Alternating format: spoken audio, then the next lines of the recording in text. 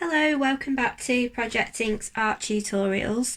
Today we are going to look at the next formal element, which is shape and form.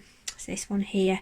So if you have your sketchbook and the sketching pencils and your rubber and sharpener at the ready, you can work alongside me if you want to. So in this tutorial we're going to look at the basic shapes and how to use tonal shading to create the illusion of form. So here you have your basic shapes, your two-dimensional shapes. You have a circle, square and your triangle. So that's a circle, circle, square and your triangle. These are your flat two-dimensional shapes. Okay, then we have our forms, our three-dimensional shapes. So we have a sphere, a cube, a cone, a cylinder and a pyramid. So they are your three-dimensional shapes. So your three-dimensional shapes are where you can measure the height, the width and the depth. So that's your three dimensions. Okay, so that explains that here. Height, width and depth, 3 dimensions.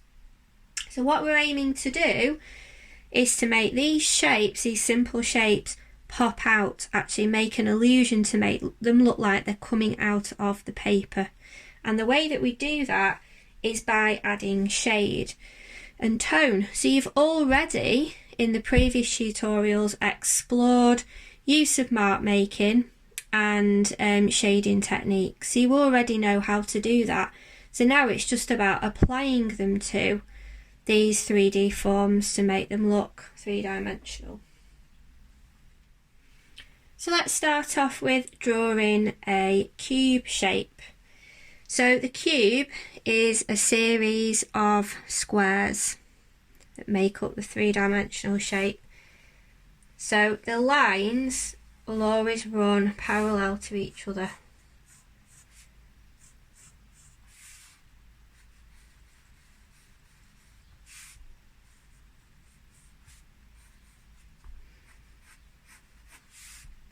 So you'll be able to create a cube shape from a series of squares drawn at angles where these lines, they run parallel with each other and the same distance between them. So that's your cube. And we also have a pyramid, which is a series of triangles, and then the base is a square.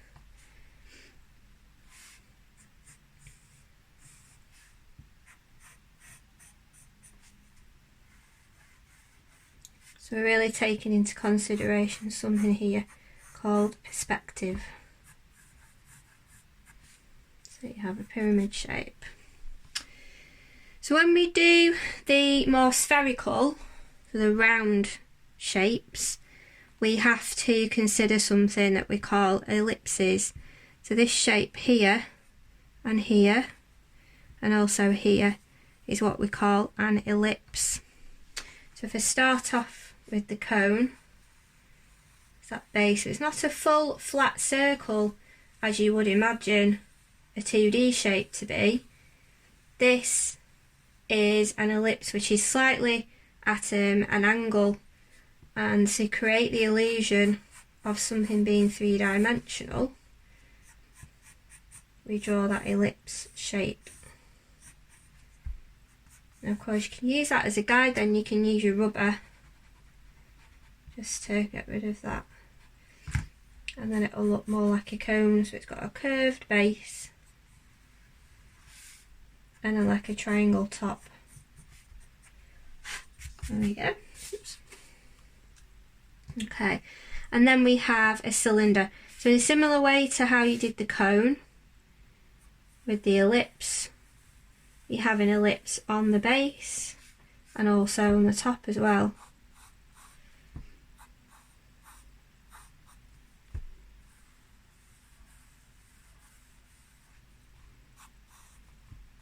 And again, we can rub out that line because we don't need it.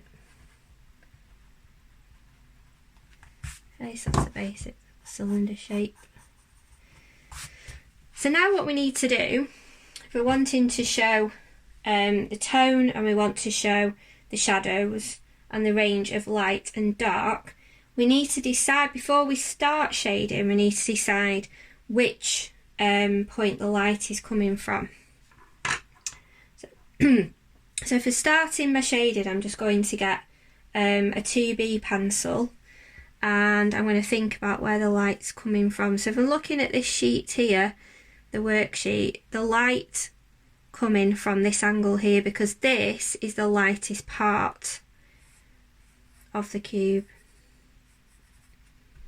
And then with this being the furthest away, that's going to be the darkest, and then your mid-tone is here. So today I'm going to look at shading with pencil. So this is the blending with pencil. And we've also got, if you remember from one of my previous tutorials, you can make a smudger out of paper and masking tape. And you can use this to help you blending rather than using your finger. So I'll demonstrate that for you in a minute as well. Okay, so we're going to build up the tone. And this area being the darkest, we need to look at our darker pencil. So the 6B is the darkest pencil we have in the art pack. And we're going to shade, so we always shade in the direction of the lines and the object, because we want it to look like it is coming out of the paper. So we always go in the direction of those lines. Just building that tone up. Remember the cross-hatching technique we were learning about, going in one direction and then the other.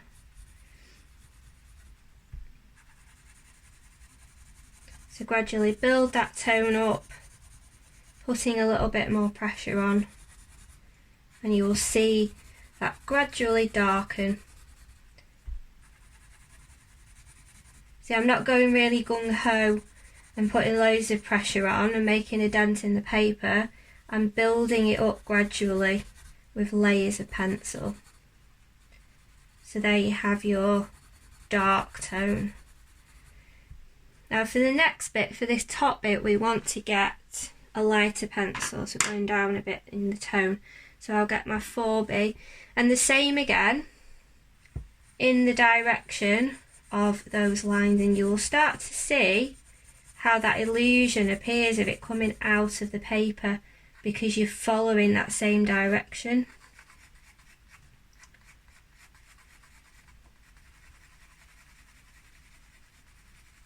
And we don't need to build it up quite as much this time because we don't want it to be as dark.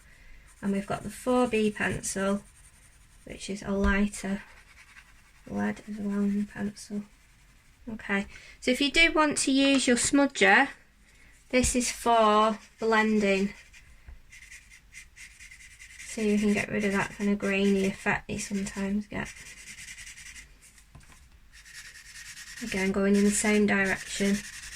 We don't want it to appear flat, we want to make it look like it's coming out of the paper. Okay. So that's your cue, very simply, with just 3 ranges of tone there, so very dark, medium and light.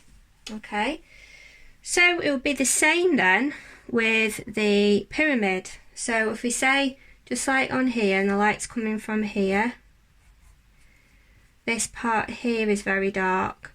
So again, we're wanting to go in the direction of the line that's taking you.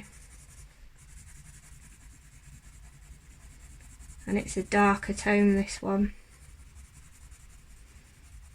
So work your way up, and then obviously then you can work in the opposite direction and you can blend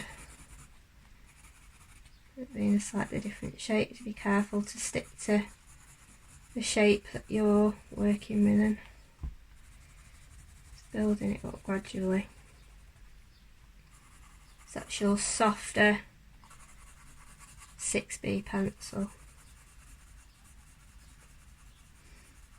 And you've also got your shadows as well.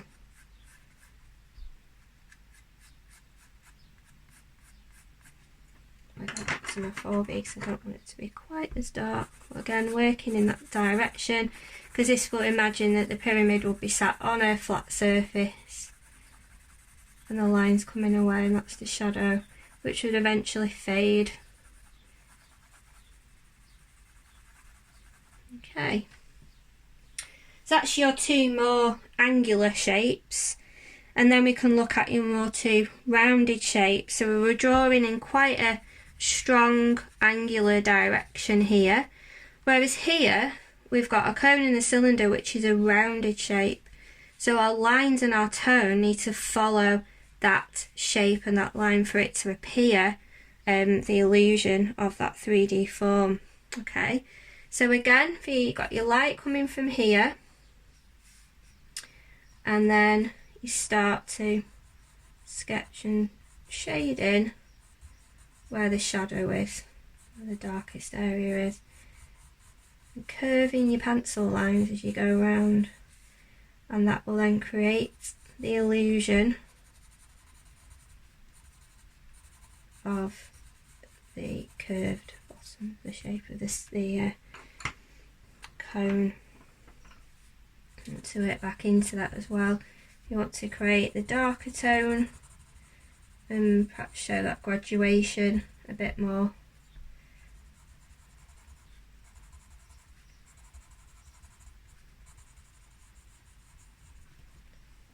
Use a 2B, let it lighter still,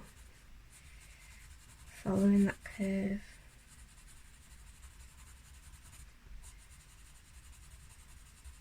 So you can see a range of a tone appearing there, and then perhaps use your smudger to blend those together. Create the effect of a really smooth shadow going around that object, and it pops out of the paper. Okay, so the same again with your cylinder. Let's find the 6B. So again, we're following that curved line, because we want it to look like it's coming out of the paper.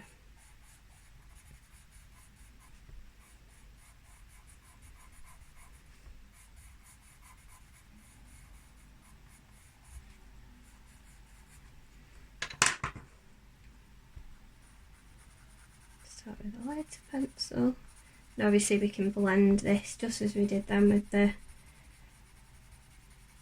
cone. Blend it round. Let's get your smudger.